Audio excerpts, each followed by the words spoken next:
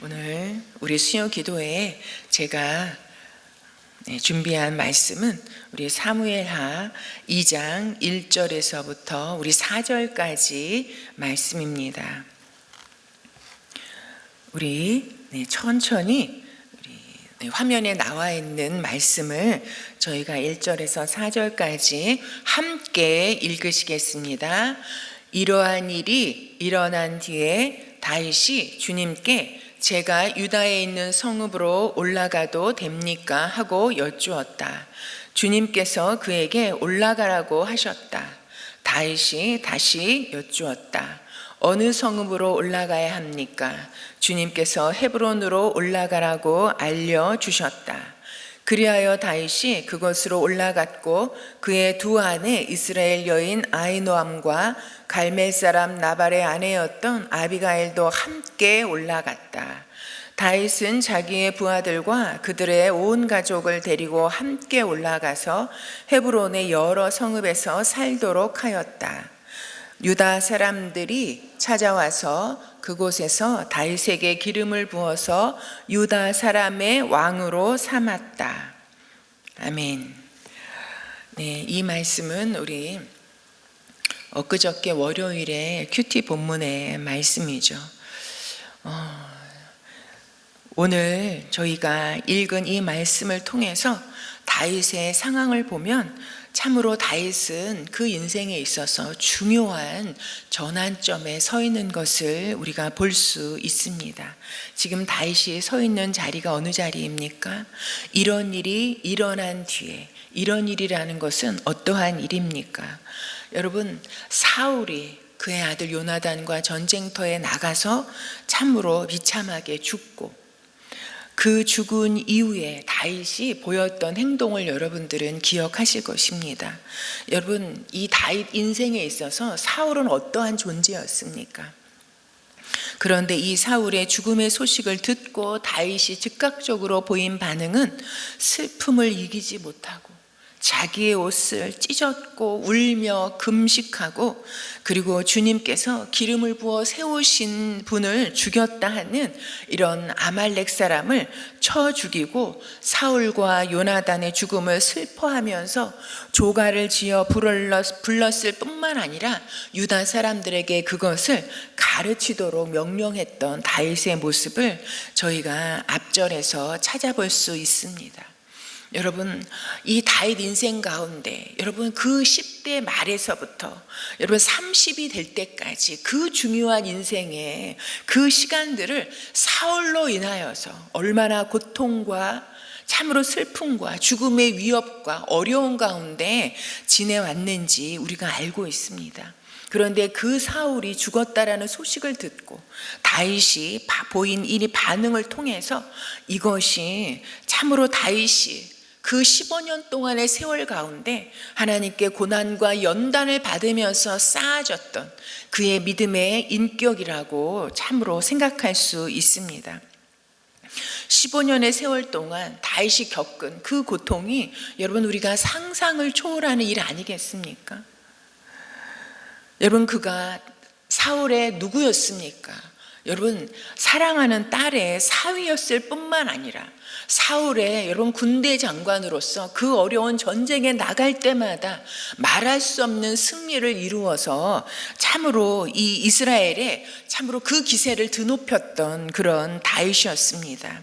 그러나 억울함을 당하고 그리고 이 장인의 손에 죽을 뻔한 고비가 한두 번이 아니고 결국은 도망칠 수밖에 없었고 참으로 적대적인 나라에 나가서 참으로 피난 생활을 했을 뿐만 아니라 살아남기 위해서 여러분 미친 척을 할 만큼 침을 흘리고 미친 척을 할 만큼 여러분 그런 수치스러운 일을 경험했고 그리고 죽을 고비가 한두 번이 아니잖아요.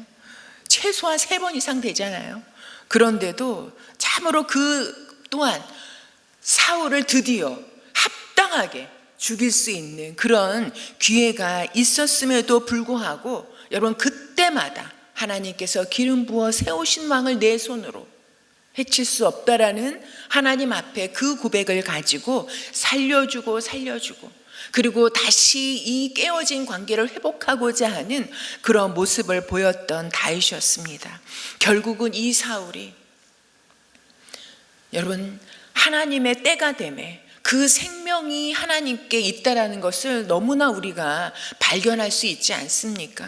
여러분 사울이 드디어 죽었습니다. 그러나 그가 다윗에게 행했던 그 악으로 갚지 않고 오히려 놀라운 인간적인 마음으로 인간적인 생각으로 이렇게까지 할 수 있을까? 할 만큼 선으로 그 모든 관계를 뒤덮어버리는 이런 다윗의 모습을 볼 수 있습니다. 여러분 이런 모습은 참으로 그 인생이 고난의 연단의 훈련의 고생에 여러분 죽을 고비를 넘기면서 여기까지 왔지만 고생하면서 여기까지 왔지만 그러나 그 인생의 길이 다윗이 여기까지 왔던 그 인생의 길이 주님께서 인도하시고 그리고 주관하셨다라는 주님이 여기까지 나를 이끌어 오셨다라는 여러분 그 믿음의 고백이 아니라면 사울의 죽음 뒤에 이렇게 다윗이 이런 고백과 이런 모습과 이런 인격으로 설 수 없었을 것이라고 저는 참으로 생각합니다. 이런 믿음의 고백이 아니라면 여러분 다윗이 이런 일을 행할 수 없었을 것이라고 생각합니다. 그러기에 이런 일이 있은 후에 여러분 드디어 여러분 하나님께서 어린 시절에 다윗을 찾아오셔서 기름 부어 왕으로 세우시겠다고 약속하셨잖아요.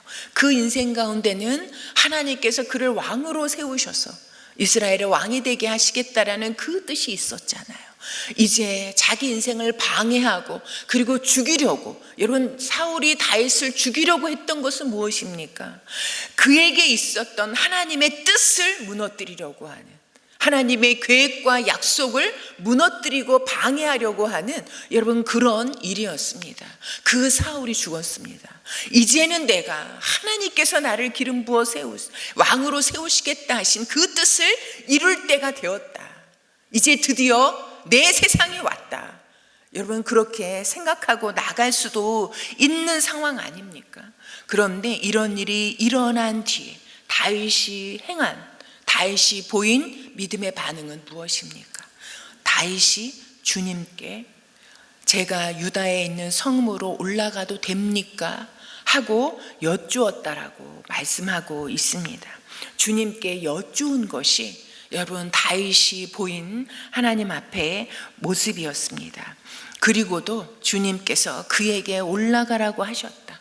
그런데 다윗이 다시 여쭙고 또 여쭈으면서 나아가는 그러자 어느 성으로 올라가야 합니까? 그렇게 여쭙자 주님께서 헤브론으로 올라가라고 알려주셨다라고 말씀하고 있습니다.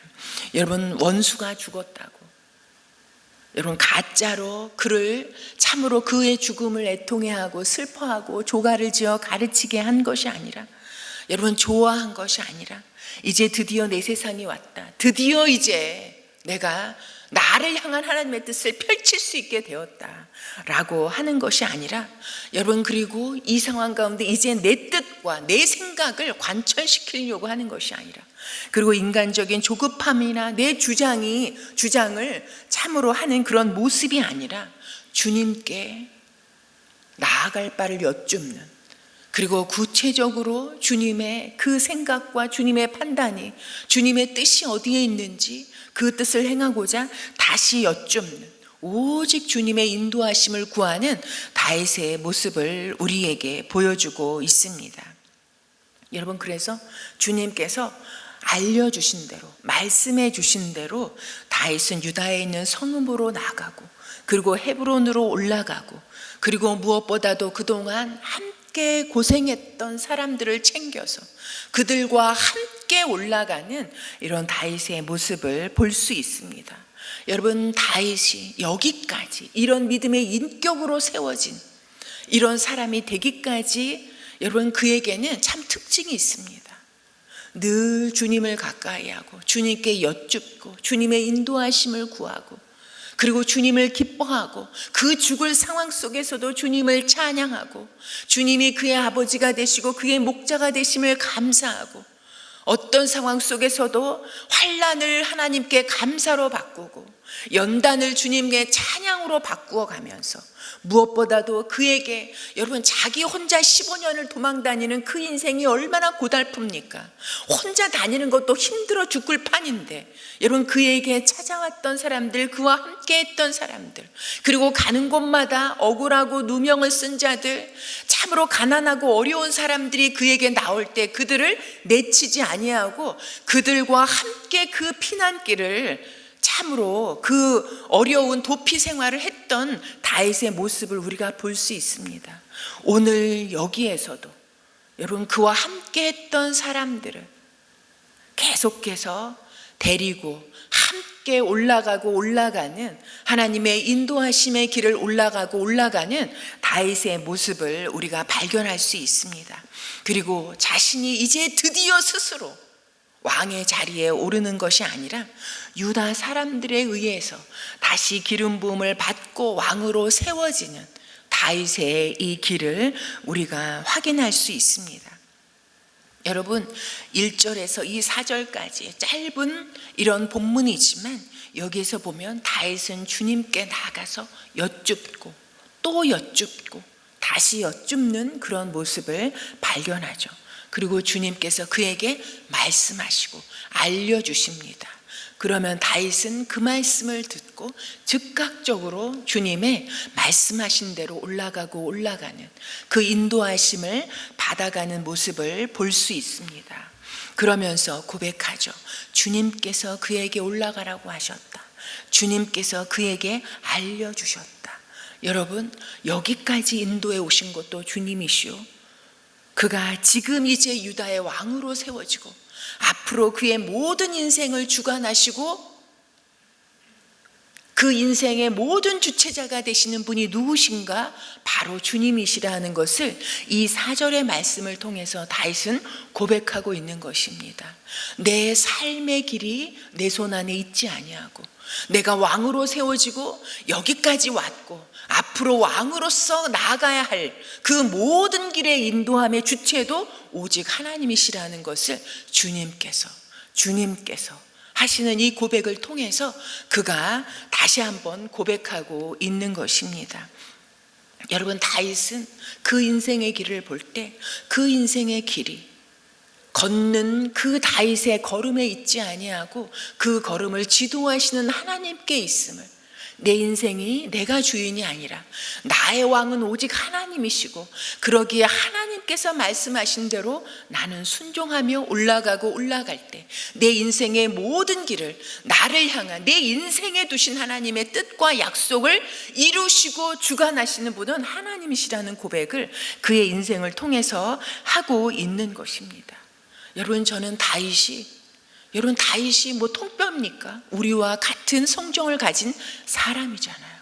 10대에 하나님을 부르심을 받고 하나님의 그 약속과 뜻이 분명하게 드러나질 때까지 그 인생을 고난과 연단 가운데 여기까지 왔지만 그 인생을 돌아보고 여러분 그 인생을 통째로 우리가 생각해 볼 때 다윗이 진정 성경에 기록된 다윗이 될 수 있었던 것은 무엇보다도 그를 부르셔서 하나님 마음에 합한 자라고 인정함을 받는 다윗이 될 수 있었던 것은 오늘의 말씀에서도 찾아볼 수 있습니다. 여러분 무엇입니까? 여러분 그가 하나님께 부름을 받고 기름 부음을 받은 그 순간부터 여러분 그가 마지막 순간까지 무엇입니까? 주님께서 그에게 말씀하시고 그는 주님의 말씀에 순종하고 주님의 말씀하신 뜻이 이루어지기까지 15년 앞으로도 그 모든 인생 가운데 인내하고 여러분 실수가 없었다는 것이 아니잖아요. 그도 넘어짐이 없었다라는 것이 아니잖아요. 그도 잘못된 선택을 하지 않았다라는 것이 아니잖아요.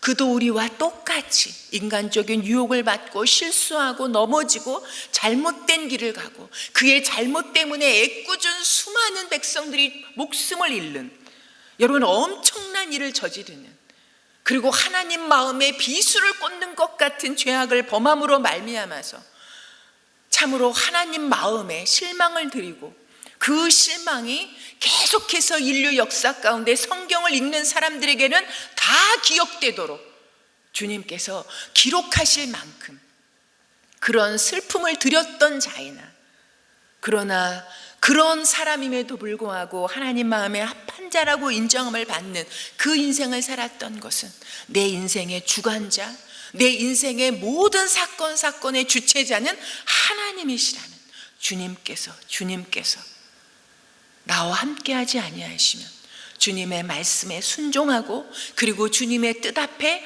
내 생각, 내 판단, 내 조급함으로 달려가는 것이 아니라 주님께 묻고 또 묻고 다시 묻고 그 주님과의 관계가 어떠했는지를 오늘의 말씀을 통해서 우리에게 보여주고 있습니다. 여러분, 주님께 묻는다는 것이, 여러분, 그것이 무엇입니까? 여러분, 늘 주님을 의식하며 주님께서 인도하시는 길이 아니면 나는 갈 수 없다라는, 주님께서 내게 알려주지 아니하시면 나는 한 걸음도 움직일 수 없다라는, 그리고 주님께서 알려주시는 그 길이 아니고는 어떤 길도 의미 있는 길이 아니라는 것을, 오직 그 인생의 길을 주님께 맡기고 묻고 의지하고 나가는 이런 다윗의 모습을 볼 수 있습니다. 여러분, 그런데 그 뒤에 따라 나오는 참으로 이 다윗의 이런 일, 그리고 다윗이 여러분 사울이 죽은 것만 애도하고 슬퍼한 게 아니에요. 사울의 그 죽음을 장사 지냈던 참으로 이 길르앗 야베스 사람들까지 그들에게 고마워하고 감사하고 하나님의 이름으로 그들을 참으로 축복하는 이런 모습을, 여러분, 이게 다윗의 하나님 마음에 합할 수밖에 없는, 여러분, 다윗의 이런 믿음의 인격이 아니겠습니까? 그리고 그 뒤에 따라 나오는 한 사람이 있습니다. 여러분, 이 사무엘하 2장에서는요 다윗과 아브넬을 하나님께서 의도적으로 비교하면서 우리에게 말씀하시는 것 같아요. 여러분, 다윗의 이 이야기 뒤에 넬의 아들 아브넬은, 이 사람이 누구냐? 사울의 군대 사령관인데, 여러분, 그가 여러분 자기가 섬기던 왕 사울이 죽었어요.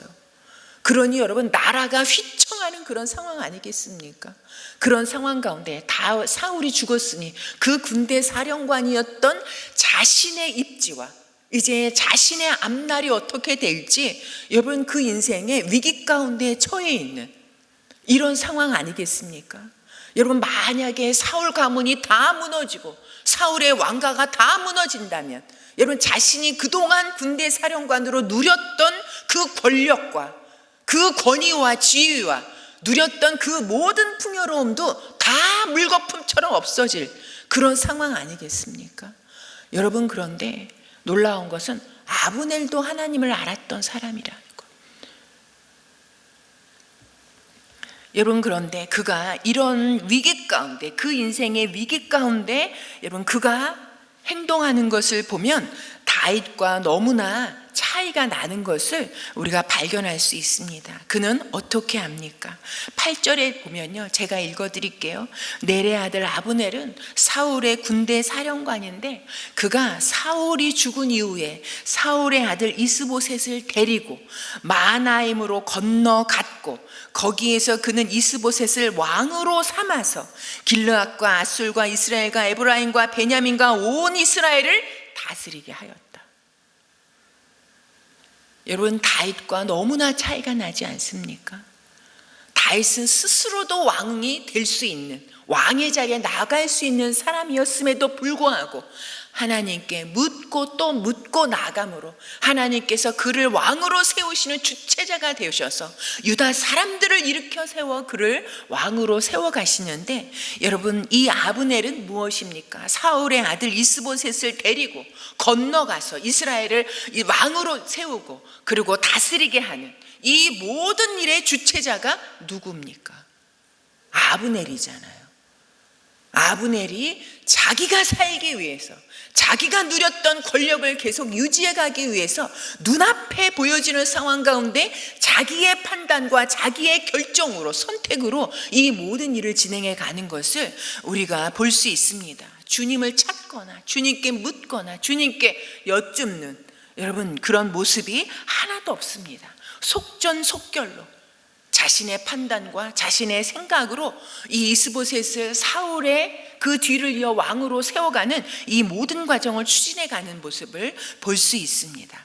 그래서 이스보셋은 기름 부음이 없이 왕으로 세워지고 결국은 아브넬이 세웠던 이스보셋의 그 왕권이 언제 갑니까? 곧 무너질 뿐만 아니라 아브넬도 망하는 길로 가게 되어지는, 죽을 길로 가게 되어지는 이런 결국을 맞이하게 됩니다.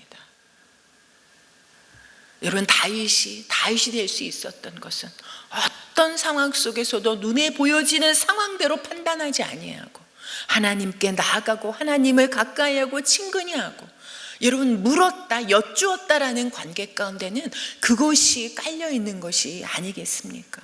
주님께 묻고 여쭙고, 어떤 때는 주님이 말씀하지 아니하실지라도 자기 판단대로 가지 아니하고 옆길로 가지 아니하고 오직 주님의 뜻을 쫓아 행하는 그 길을 갔던 다윗. 여러분, 주님께 여쭐 때, 주님께 묻고 나아갈 때 놀라운 것은 다윗을 여기까지 인도하시고 앞으로도 인도해 가시는 그 하나님의 인도하심 속에 여러분 살 길이 열린다는 것입니다. 나아갈 길을 주님께서 열어주신다는 것입니다. 여러분, 우리가 주님께 여쭙고 나아갈 때 우리가 생각지도 못한 새로운 인생의 문이 열린다는 것입니다. 여러분, 묻는다는 것은 지금 무엇입니까? 다른 말로 하면 여러분 기도하는 거잖아요. 기도하는 거잖아요. 여러분, 그러기에 기도는 내 뜻을 관철하고자 주님의 멱살을 잡고 일방적으로 여러분 주님께 달라고만 하는 것이 아닙니다. 여러분, 우리 주님께 달라고 해야죠. 주님께서 주지 아니하시면 우리에게 있는 것이 무엇입니까? 주님께서 우리에게 복을 주지 아니하시면 여러분 우리가 어디에서 복을 얻고 살아갈 수 있겠습니까? 그러나 여러분, 달라고만 하는 것이 기도의 다가 아니라 여러분 묻는 것입니다. 여쭙는 것입니다. 주님의 뜻을, 주님의 생각을 여러분 묻는 것이 여러분 기도의 본질입니다. 주님의 뜻이 무엇입니까? 주님의 뜻을 이루기 위해서 어찌해야 합니까? 그리고 여기에서 멈추는 것이 아니라, 여러분 묻는 거에서 멈추는 것이 아니라, 여러분 묻고 그런가 보다 하고 여러분 또 내 뜻대로 행해 나가면, 세상에 그냥 생각대로 판단대로 나아가면 여러분 그것이 무슨 의미가 있겠습니까? 묻고 알려주신 대로 올라가라 하시면 올라가는 것, 멈추라 하시면 멈추는 것, 말씀하신 대로 순종까지 이어지는 것이 묻고 여쭙는, 기도하는 일입니다. 여러분, 주님의 뜻은 오늘 다윗을 통해서도 보면요, 단번에 이루어지는 게 아니더라고요. 여러분, 여기까지 오는데 다윗에게 15년의 시간이 필요했다니까요. 여러분, 주님의 뜻이 이루어지는 데는 시간이 필요하고 과정이 필요하더라고요. 여러분, 인내와 순종으로 채워지는 그 시간 위에, 그리고 하나님의 때에 하나님의 뜻이 이루어진다는 것입니다.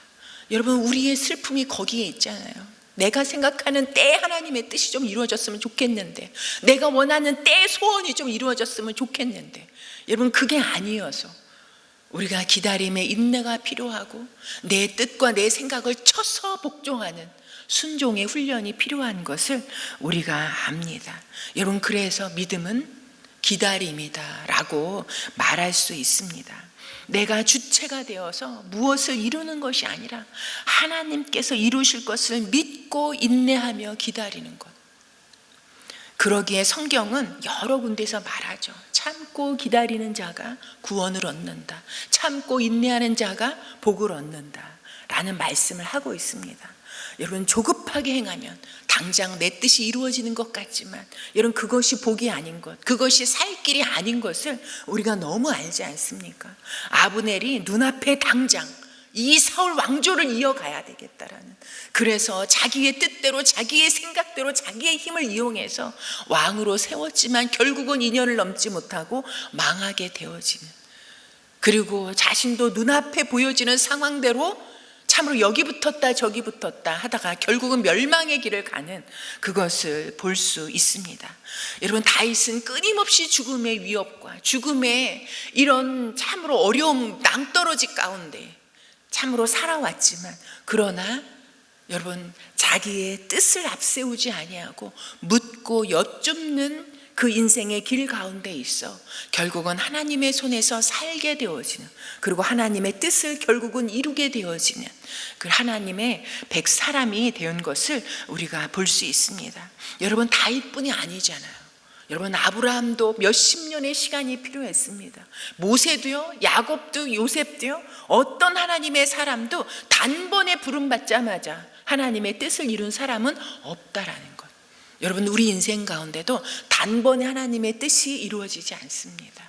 오늘 내가 주님께 묻고 여쭙고, 그리고 주님의 뜻이 이루어지기를 흔들리지 않고 바라보며 인내하며, 오늘 내게 주시는 말씀, 오늘 내가 순종해야 할 하나님의 그 약속을 붙잡고 행하며 실천하며 나아갈 때, 결국은 여러분, 우리 인생 가운데 하나님의 아름다운 때 하나님의 뜻이 이루어지는 인생이 될 것을 분명하게 믿습니다. 여러분, 다윗이 이렇게 묻고 여쭙고 나갔는데, 여러분, 하나님의 이 성경에 기록된 사람들이 결국은 보면요, 다 하나님께 일마다 때마다 엎드리고 묻고 여쭙고 주님과 그 대화하며 교제하는 관계 가운데 살아간 사람들이라고 바꾸어 말할 수 있습니다. 여러분, 우리가 묻고 여쭙는다는 것은 다른 것이 아니잖아요. 내 삶의 주체자, 주관자는 하나님이시라는 것. 그러기에 내 감정 뜻대로, 눈에 보여지는 대로 판단하고 선택하고 결정하지 않고 그것을 뒤로 하고 하나님의 뜻에 순종하고자 엎드리고 묻고 여쭙고 기도하는 것 아니겠습니까? 여러분, 하나님이 내 삶의 주관자시잖아요. 내 인생의 목자시잖아요. 그렇다면 여러분, 묻지 않아도 되는 일은 없다는 것. 여러분, 우리가 주일에 듣지 않았습니까? 중보기도 하지 않아도 되는 일은 없다고. 여러분, 그건 무엇입니까? 기도하지 않아도 되는 일은 없다라는 것을 여러분, 우리에게 가르쳐 주신 것이 아니겠습니까? 우리는 주님의 백성이요, 여러분, 다윗이 하나님이 나의 하나님이라고 참으로 고백한 것처럼, 여러분, 그것이 우리의 고백 아니겠습니까? 그러기에 다윗의 시편을 읽을 때 그것이 우리의 마음이고 나의 고백이고 나의 기도고 나의 눈물이라고 우리가 그렇게 고백하잖아요. 여러분, 주님은요, 분명하게 참으로 주님 앞에 나와 물으라고, 오죽하면 나중에는 답답한 마음으로 변론하자, 네가 묻는 거에 대해서 내가 답하겠다라고 주님 말씀하시잖아요. 주님은 우리가 주님께 가까이 나오기를, 그리고 일마다 때마다 묻고 여쭙기를, 그래서 답해 주기를 기다리시는 분이십니다. 물을 때 주님은요, 내가 분명하게 알아들을 수 있도록, 여러분, 그 때가 내가 원하는 때가 아니라 할지라도 여러분, 주님은 말씀해 주시고 주님의 뜻 가운데 우리를 인도해 주십니다. 여러분, 제가 그런 이야기를 들은 적이 있어요. 어떤 분이 참으로 인생의 중요한 문제를 가지고 주님께 막 여쭙고 기도하고 뭐 죽겠다 살겠다 그렇게 기도를 해도 몇 달 동안 응답이 없더래요. 그래서 기도원에 막 올라가셨대요. 그래서 내가 이 나무 뿌리를 뽑지 않고 내가 주님의 뜻을 분명하게 알지 아니하면 내가 여기서 죽겠다라는 그런 심정으로 올라가셨대요. 그래서 그 나무 밑에 앉아서 뭐 열심히 기도하는데 참으로 아무 응답도 오지 않는 것 같아서 자기가 너무 낙심한 마음 가운데 하늘을 이렇게 쳐다봤더니 하늘에서 구름이 글씨를 쓰더래요. 그래가지고는 쯧쯧쯧 느낌표 땡. 그런데 그것을 보는 순간 그건 그 사람만 보이는 하나님의 응답이었겠죠. 그것을 보는 순간 머리를 딱 치는 하나님의 말씀이 있었던 것을, 하나님은 벌써 응답하셨는데 자신이 알아듣지 못하니까 주님의 그 답답한 심정을 구름을 통해서 그렇게 얘기해도 못 알아듣겠냐? 쯔쯔쯔 느낌표. 여러분, 하나님은 알아듣도록 어떠한 방법으로도 다시 말씀해 주시고 또 알아듣도록 우리에게 찾아오시고 알려주시는 분이시라는 것을 다시 말씀드리고 싶습니다. 여러분, 묻고 순종할 때 내가 원하는 길이 아니라 주님께서 인도하시는 길이 열립니다. 여러분, 인생의 문이 내가 열린다고 열립니까? 내가 열어서 들어가는 문이 살 길입니까? 아니잖아요. 여러분, 물을 때 내 욕심에 이끌려 가는 것이 아니라 하나님의 시각과 판단을 배워가는 것입니다. 그리고 하나님께서 여시는 길로, 인도하시는 문으로 인내와 순종을 가지고 나아갈 때 여러분, 우리를 이 땅 가운데 보내시고 하나님의 백성 삼으시고 우리 안에 두신 하나님의 뜻을 이루심으로 말미암아서 하나님을 영화롭게 하는 이런 하나님의 백성의 삶으로 우리를 완성시켜 가실 것을 믿고 이 시간 우리가 함께 기도했으면 좋겠습니다.